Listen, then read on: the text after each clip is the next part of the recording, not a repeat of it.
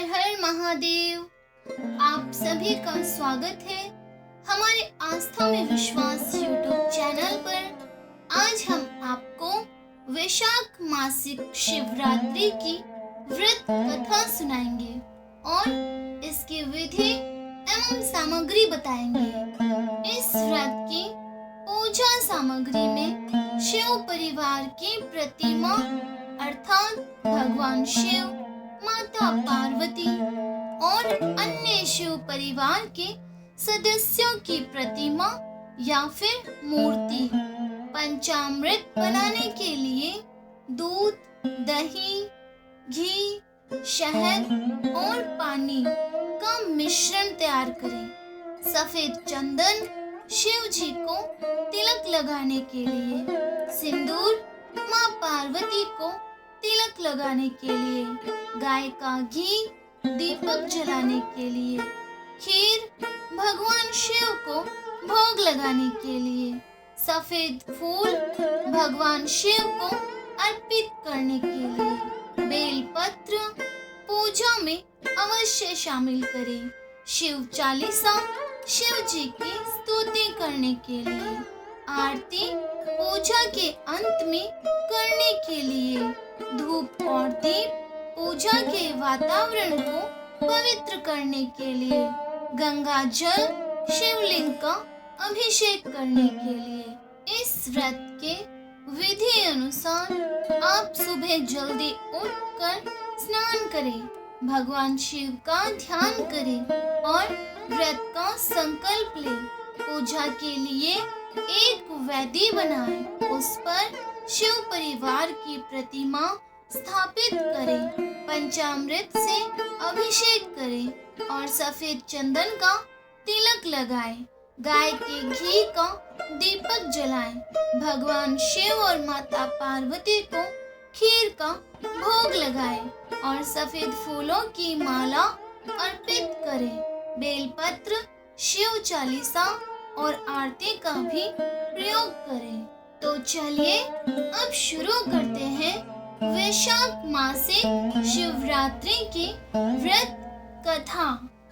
धार्मिक पौराणिक कथा के अनुसार चित्रभानु नामक एक शिकारी था। जानवरों की हत्या करके वह अपने परिवार को पालता था। वह एक साहूकार का कर्जदार था, लेकिन उसका ऋण समय पर न चुका सका। क्रोधित साहूकार ने शिकारी को शिव मठ में बंदी बना लिया। संयोग से उस दिन शिवरात्रि थी। शिकारी ध्यान मगन होकर शिव संबंधी धार्मिक बातें सुनता रहा। चतुर्दशी को उसने शिवरात्रि व्रत की कथा भी सुनी। शाम होते ही साहूकार ने उसे अपने पास बुलाया और ऋण चुकाने के विषय में बात की। शिकारी अगले दिन सारा ऋण लौटा देने का वचन देकर बंधन से छूट गया। अपनी दिनचर्या की भांति वह जंगल में शिकार के लिए निकला, लेकिन दिन भर बंदी गृह में रहने के कारण भूख प्यास से व्याकुल था। शिकार खोजता हुआ वह बहुत दूर निकल गया। जब अंधकार हो गया अर्थात शाम हो गई, तो उसने विचार किया कि रात जंगल में ही बितानी पड़ेगी।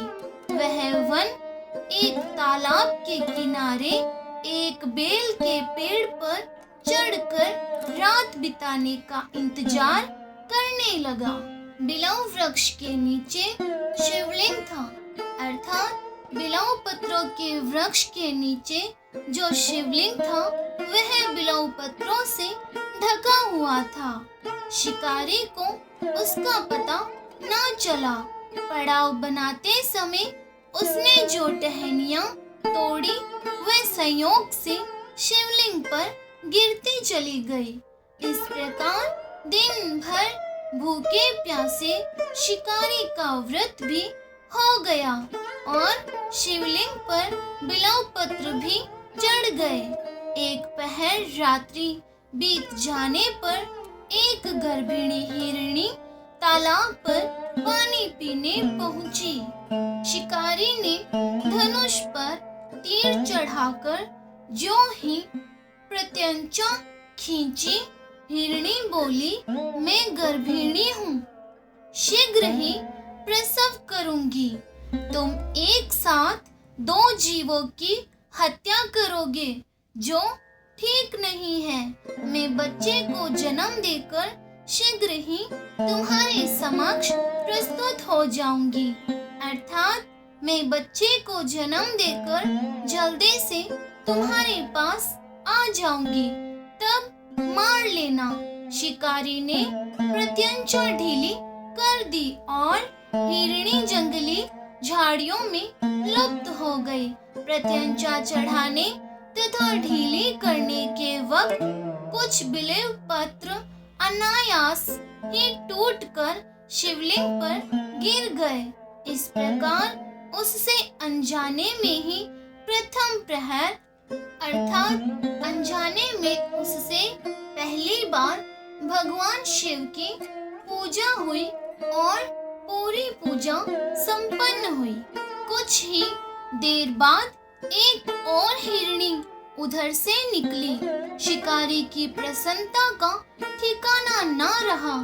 समीप आने पर अर्थात पास आने पर उसने धनुष पर बाण चढ़ाया। तब उसे देख हिरणी ने विनम्रता पूर्वक निवेदन किया, हे शिकारी, मैं थोड़ी देर पहले ऋतु से निर्वित हुई हूँ, कामातुर वीर हिरणी हूँ, अपने प्रिय की खोज में भटक रही हूँ। मैं अपने पति से मिलकर शीघ्र ही तुम्हारे पास आ जाऊंगी। शिकारी ने उसे भी जाने दिया।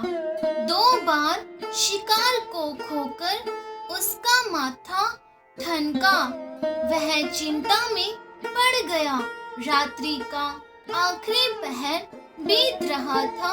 इस बार भी धनुष से लगकर कुछ बेल पत्र शिवलिंग पर जा गिरे तथा दूसरे प्रहर की पूजन भी संपन्न हो गई।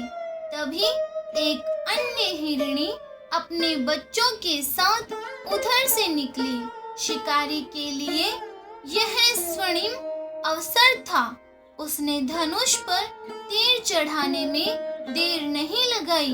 वह तीर छोड़ने ही वाला था कि हिरणी बोली, हे शिकारी, मैं इन बच्चों को इनके पिता के हवाले करके लौट आऊंगी।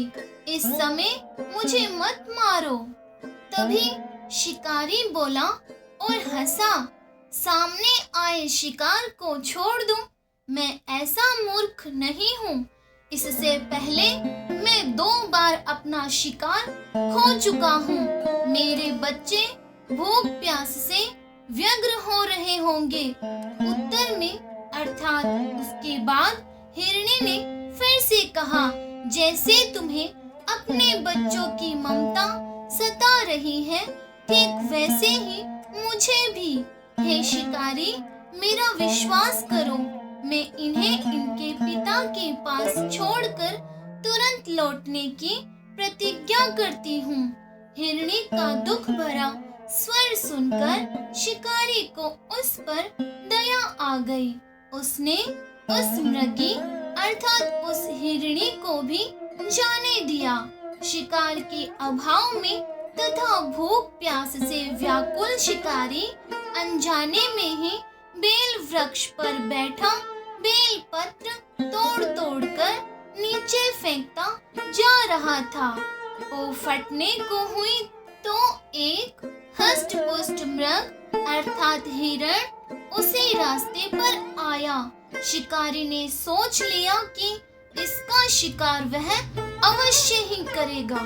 शिकारी की तनी प्रत्यंचा देखकर मृग अर्थात हिरण विनीत स्वर में बोला, हे शिकारी, यदि तुमने मुझसे पूर्व आने वाली 3 मुर्गियों अर्थात 3 हिरणियों तथा छोटे छोटे बच्चों को मार डाला है, तो मुझे भी मारने में विलंब ना करो, ताकि मुझे उनके वियोग में एक क्षण भी दुख ना सहना पड़े।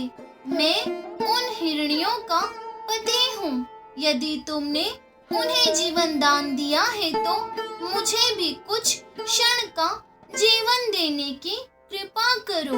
मैं उनसे मिलकर तुम्हारे समक्ष अर्थात तुम्हारे पास उपस्थित हो जाऊंगा, अर्थात तुम्हारे पास जल्द ही आ जाऊंगा। मृग की बात सुनते ही अर्थात हिरण की बात सुनते ही शिकारी के सामने पूरी रात का घटना चक्र घूम गया। उसने सारी कथा मृग को सुना दी, अर्थात हिरण को सुना दी। तब वह हिरण कहा कि मेरे तीनों पत्नियां जिस प्रकार प्रतिज्ञाबद्ध होकर गई है, मेरी मृत्यु से अपने धर्म का पालन नहीं कर पाएगी। अतः जैसे तुमने उन्हें विश्वास पात्र मानकर छोड़ा है, वैसे ही मुझे भी जाने दो। मैं उन सब के साथ तुम्हारे सामने शीघ्र ही आ जाऊंगा। तब हिरण की यह बात सुनकर शिकारी ने उसे भी जाने दिया। इस प्रकार प्रातः हो गई, अर्थात सुबह हो गई। उपवास, रात्रि जागरण तथा शिवलिंग पर बेलपत्र चढ़ने से अनजाने में ही पर शिवरात्रि की पूजा पूर्ण हो गई, अर्थात पूरी हो गई। पर अनजाने में ही की हुई पूजन का परिणाम उसे तत्काल मिला। शिकारी का हिंसक हृदय निर्मल हो गया, उसमें भगवत शक्ति का वास हो गया। थोड़ी ही देर बाद वह हिरण सपरिवार शिकारी के समक्ष अर्थात उसके सामने आ गए, ताकि वह उनका शिकार कर सके। किंतु जंगली पशुओं की ऐसी सत्यता, सात्विकता एवं सामूहिक प्रेम भावना देखकर शिकारी को बड़ी गलानी हुई। उसने हिरण के परिवार को जीवन दान दे दिया। अनजाने में शिवरात्रि के व्रत का पालन करने पर शिकारी को मोक्ष और शिवलोक की प्राप्ति हुई। तो बोलिए हर हर महादेव, जय माता पार्वती। आशा है आप सभी को वैशाख मासिक शिवरात्रि की व्रत कथा सुनकर अच्छा लगा होगा। तो कमेंट में हर हर महादेव, जय माता पार्वती जरूर लिखना और साथ ही चैनल को सब्सक्राइब करके बेल आइकन ऑल पे क्लिक करके वीडियो को लाइक शेयर जरूर कर देना।